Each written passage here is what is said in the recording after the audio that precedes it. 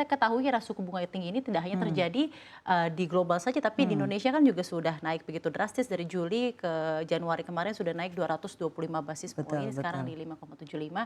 Tanggapan dari Perbanas sendiri Iya, seperti apa mengingat iya. kepemilikan perbankan di SBN itu mencapai 32%. 32,44% atau porsi paling dominan Iya, dibandingkan iya, iya. investor lainnya. Jadi ini memang dilema buat bank. Kalau bank nggak beli, terus pemerintah gimana dong? Iya, Karena sebagian heeh. dari investor asing kan waktu itu banyak melepas. Akhirnya perbankan juga.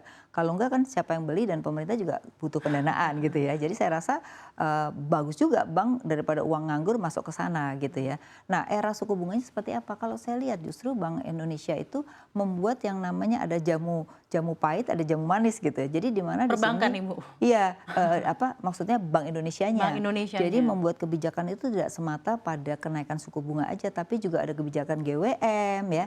Kemudian ada kebijakan membantu inflasi, yaitu dengan sektorial di daerah misalnya TPID dengan itu ya, TPID bekerja sama dengan gitu. TPID Nah, ya, itu saya rasa satu hal yang menurut saya keunggulan kita dibandingkan bank Amerika. Kalau sentral, Amerika tuh hanya mikir suku moneter bunga. aja. Iya, Jadi bicaranya moneter aja, tapi iya. tidak di-mix dengan yang lain kan. Penurunan inflasi gimana caranya kan enggak.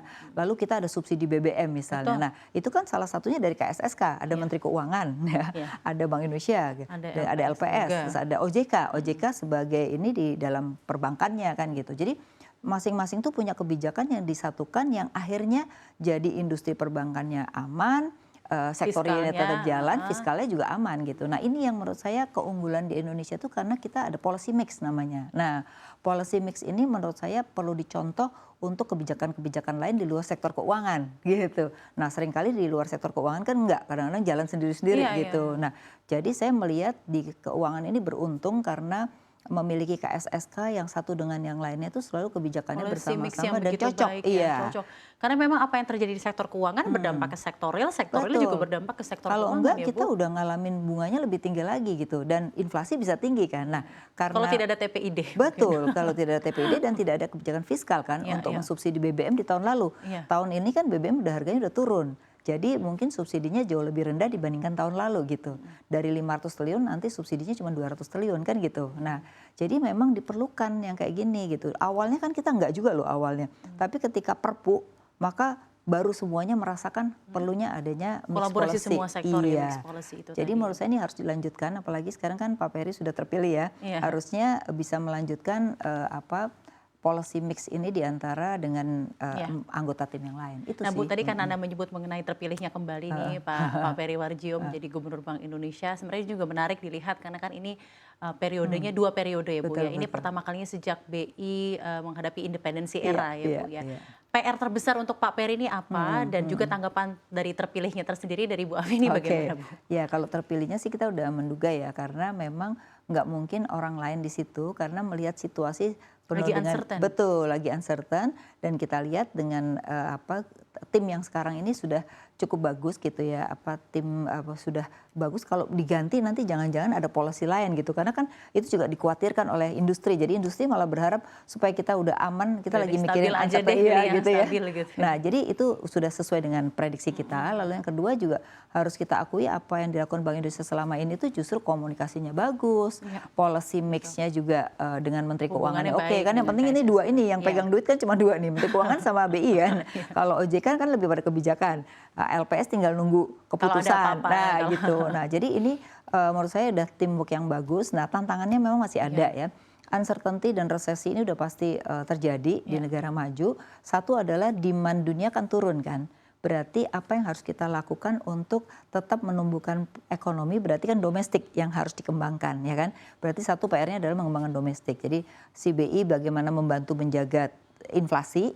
Nah pemerintah dengan kebijakan fiskalnya harus bisa menciptakan demand side yang bagus. Sehingga kalau demand side-nya bagus pasti investasi naik.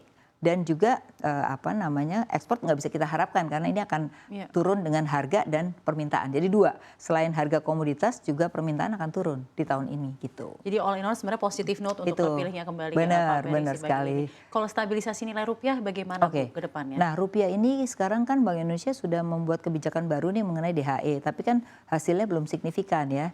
Nah memang ya, kita DHE ini itu. sedang berperang dengan Singapura, tapi perangnya bukan perang beneran, tapi perang bunga. Karena di sana itu udah dikasih 6%, pajaknya diturunin pula gitu ya. Nah, Jadi Oh, ini memang baru ini 6% ya, Bu? iya, hampir 6% kan. Oke. Jadi, nah Bank Indonesia kan mencoba untuk bisa kasih suku bunga yang lebih tinggi. Tinggi. Nah, tinggal fiskalnya nih yang belum keluar berapa persen.